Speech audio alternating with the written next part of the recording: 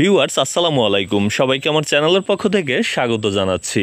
জাতীয় বিশ্ববিদ্যালয়ের অধীনে অনার্স দ্বিতীয় বর্ষ পরীক্ষা যারা আশানুরূপ ফলাফল পাননি, আপনারা অনেকেই বোর্ড চ্যালেঞ্জ করেছেন।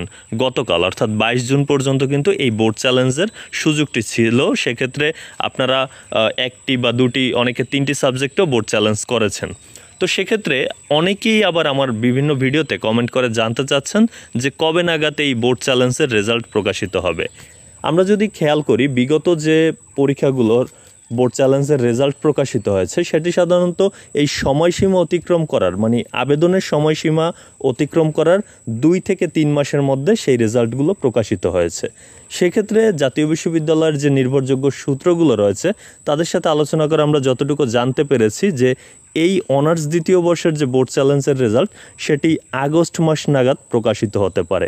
যেহেতু জুন মাসে পুরো কার্যক্রমটি চলেছে, এই খাতাগুলো আবার কিন্তু নতুন করে দেখা হবে, সেজন্য একটা সময়ের দরকার রয়েছে। তাই জুলাই এবং আগস্টের শেষের দিকে, অর্থাৎ জুলাই মাস তো পুরো লাগবেই, আগস্টের শেষের দিকে এই অনার্স দ্বিতীয় বর্ষ পরীক্ষার যে বোর্ড চ্যালেঞ্জ, সেই বোর্ড চ্যালেঞ্জের রেজাল্টটি প্রকাশিত হতে পারে। তবু যখন প্রকাশিত হবে তখন নোটিশ পেলে আপনাদেরকে সাথে সাথে জানিয়ে দেব, এবং কিভাবে সেই রেজাল্ট দেখবেন সে তথ্যগুলো আপনাদেরকে জানাবো।